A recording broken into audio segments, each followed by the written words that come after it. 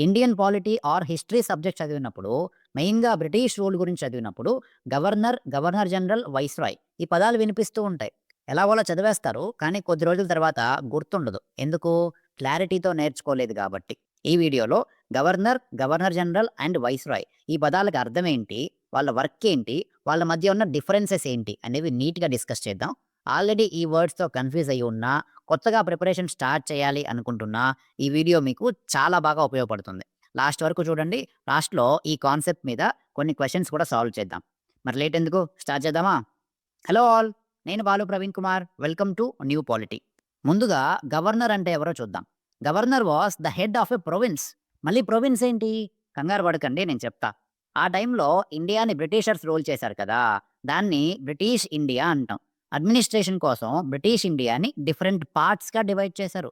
ఆ పార్ట్స్‌నే ప్రొవిన్సెస్ అన్నారు. ఇప్పుడు మనకి ఇండియాలో స్టేట్స్ ఉన్నాయి కదా! అలా అప్పుడు ప్రొవిన్సెస్ అన్నమాట. మరి ప్రొవిన్సెస్‌లో అడ్మినిస్ట్రేషన్ చూసుకోవడానికి ఒక పర్సన్ కావాలి గదా! సో, ఒక్కో ప్రొవిన్స్‌కి ఒక హెడ్‌ని అపాయింట్ చేసేవాళ్ళు. ఆ హెడ్‌నే గవర్నర్ అన్నారు. So, governor was the head of a province. ఈ గవర్నర్స్ ఏం చేస్తారో తెలుసా? వాళ్ళ ప్రొవిన్స్‌లో మొత్తం అడ్మినిస్ట్రేషన్ హ్యాండిల్ చేస్తారు. ఆ ప్రొవిన్స్‌కి సంబంధించి వాళ్ళకి ఫుల్ పవర్స్ ఉంటాయి. యాక్చువల్లీ 1773 వరకు వీళ్ళు ఫుల్ పవర్స్ ఎంజాయ్ చేశారు కూడా. బట్ 1773లో వీళ్ళకి షాక్ తగిలింది. ఇండియన్ అడ్మినిస్ట్రేషన్ మొత్తం ఒకరి చేతుల్లో ఉండాలి అని జెప్పి, గవర్నర్ పవర్స్ తగ్గించి, గవర్నర్ జనరల్‌కి ఆ పవర్స్ ఇచ్చారు. గవర్నర్ జనరల్ గురించి కొద్దిసేపట్లో చెప్తాను. 1773 నుండి గవర్నర్స్ ఇన్‌ఫ్లూయెన్స్ తగ్గుతూ వచ్చింది. తర్వాత 1858లో ఇండియాని బ్రిటిష్ గవర్నమెంట్ టేక్ ఓవర్ చేశాక, గవర్నర్స్‌కి మళ్ళీ కొన్ని పవర్స్ పెరిగాయి. గవర్నర్‌ని ఎవరు అపాయింట్ చేస్తారో తెలుసా? 1858 వరకు ఈస్ట్ ఇండియా కంపెనీయే గవర్నర్స్‌ని అపాయింట్ చేసింది. 1858 తరువాత బ్రిటిష్ క్రౌన్ అంటే కింగ్ ఆర్ క్వీన్ అపాయింట్ చేసేవారు. ఎగ్జాంపుల్ చెప్పాలంటే రాబర్ట్ క్లైవ్, వారెన్ హాస్టింగ్స్ వీళ్ళు బెంగాల్‌కి గవర్నర్‌గా వర్క్ చేశారు. గవర్నర్ అనే పదం ఇప్పుడు కూడా ఉందండోయ్! ఇప్పుడు ఇండియాలో స్టేట్స్ ఉన్నాయి గదా! ఈచ్ స్టేట్‌కి గవర్నర్ ఉంటారు. పేరుకి గవర్నరే ఆ స్టేట్‌కి హెడ్. బట్ రియల్ పవర్ మాత్రం చీఫ్ మినిస్టర్ చేతిలో ఉంటుంది. ఇది గవర్నర్ సంగతి. Next governor general.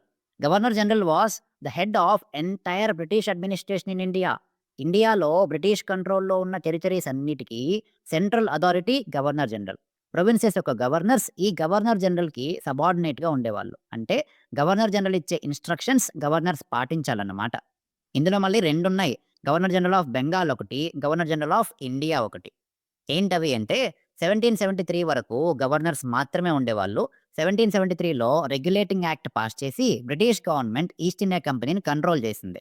ఆ యాక్ట్ ప్రకారం బ్రిటిష్ కంట్రోల్‌లో ఉన్న ఇండియన్ టెరిటరీస్‌ని ఓవరాల్‌గా ఒకరు చూసుకోవాలి. సో, బెంగాల్ గవర్నర్‌గా ఉన్న వారెన్ హాస్టింగ్స్‌ని గవర్నర్ జనరల్ ఆఫ్ బెంగాల్ చేశారు. తను బెంగాల్‌ని చూసుకోవాలి అండ్ మిగతా ఇండియన్ టెరిటరీస్‌ని కూడా మానిటర్ చేయాలి. ప్రొవిన్సెస్ గవర్నర్స్ తనకి సబార్డినేట్స్‌గా ఉంటారు.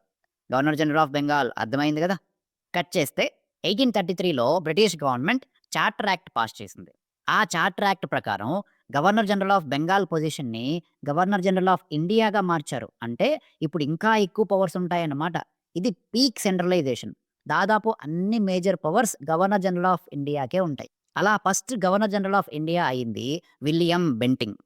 ఇంకా కొన్ని ఎగ్జాంపుల్స్ చెప్పాలి అంటే లార్డ్ డల్హౌసీ, లార్డ్ క్యానింగ్ ఇలా వీళ్ళు గవర్నర్ జనరల్ ఆఫ్ ఇండియాగా వర్క్ చేశారు.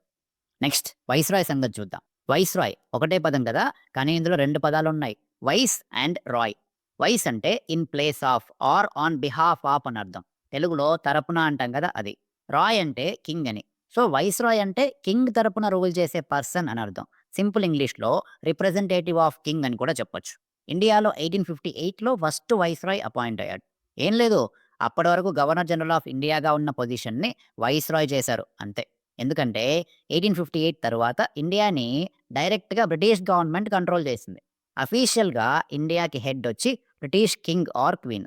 కానీ వాళ్ళు బ్రిటన్ వదిలిపెట్టి ఇండియాలో ఉండరు గదా! కాబట్టి తన తరపున ఇండియన్ అడ్మినిస్ట్రేషన్‌ని చూసుకోవడానికి ఇండియాలో ఒకరుండాలి. తననే వైస్‌రాయ్ అన్నారు. యాక్చువల్‌గా వైస్‌రాయ్‌కి viceroy and governor general of India అని 2 డెసిగ్నేషన్స్ ఉండేవి. వైస్‌రాయ్ ఫేమస్ అయిందంతే. గుర్తుపెట్టుకోండి పదవి ఒకటే, పర్సన్ ఒకరే. పేర్లు 2. ఫస్ట్ వైస్‌రాయ్ అయిందెవరో తెలుసా? అప్పటి వరకు గవర్నర్ జనరల్ ఆఫ్ ఇండియాగా ఉన్న లార్డ్ క్యానింగ్ 1858లో ఫస్ట్ వైస్‌రాయ్ అయ్యాడు. వైస్‌రాయ్ వర్క్ ఏంటంటే బ్రిటిష్ క్వీన్ తరపున ఇండియాని రూల్ చేయడం. అంటే అడ్మినిస్ట్రేషన్ చూసుకోవడం. ఇండియాలో బ్రిటిష్ అథారిటీకి సింబల్‌గా ఉంటారు. లాస్ట్ వైస్రాయ్‌గా పనిచేసింది లార్డ్ మౌంట్ బ్యాటన్. ఇప్పటి ఇండియన్ గవర్నమెంట్‌లో ఎవరినైనా వైస్రాయ్‌తో కంపేర్ చేయొచ్చా అంటే ఎవ్వరిని చేయలేం. Because viceroy was representative of the king. King తరపున ఇండియాని రూల్ చేసేవాళ్ళు. బట్ ఇప్పుడు ఇండియాకి అఫీషియల్ హెడ్ ఎవరు? ప్రెసిడెంట్. ప్రెసిడెంట్ రోల్ ఎలా డిజైన్ చేశారు అంటే బ్రిటన్‌కి కింగ్ ఎలాగో ఇండియాకి ప్రెసిడెంట్ అలాగా. డైరెక్ట్‌గా ప్రెసిడెంటే ఉన్నప్పుడు ఇంక రిప్రజెంటేటివ్‌తో పనే ఉంది? అవసరం లేదు కదా! అర్థమైందా వైస్రాయ్ అంటే ఏంటో? ఇది చిన్న కాన్సెప్ట్ మాత్రమే. ఇండియన్ పాలిటీ ఒక స్ట్రక్చర్‌లో కంప్లీట్ సిలబస్ నేర్చుకోవాలి అనుకునే వారి కోసం ఫుల్ కోర్స్ అవైలబుల్‌గా ఉంది. ఇంట్రెస్ట్ ఉన్న వాళ్ళు నన్ను కాంటాక్ట్ చేయండి. ఎలా జాయిన్ అవ్వాలో చెప్తాను. ఈ కాన్సెప్ట్ మీద ఇప్పుడు కొన్ని క్వెషన్స్ సాల్వ్ చేద్దాం. Number 1, the title of governor general of India was first introduced by. Question number 2, consider the following statements. Statement number 1, the governor general represented the east India company. Second statement, the viceroy represented the British crown. Third statement, both posts existed simultaneously after 1858. Which of the statements given above are correct? Question number 3. Which of the following correctly describes the role of Viceroy after 1858? Options జాగ్రత్తగా చదివి answers comment చేయండి. That's all about the concept. Video నచ్చితే like చేయండి. కొత్తగా hype అనే feature వచ్చింది. తప్పకుండా hype చేయండి. లైక్ అండ్ హైప్ చేసిన వీడియోస్‌ని యూట్యూబ్ ఇంకా ఎక్కువ మందికి చూపిస్తుంది. ఛానల్‌కి హెల్ప్ అవుతుంది. అలాగే కాన్సెప్ట్ ఎలా అర్థమైందో కామెంట్ చేయండి. సబ్స్క్రైబ్ చేసుకోవడం మర్చిపోవద్దు. Signing off Balu Praveen Kumar.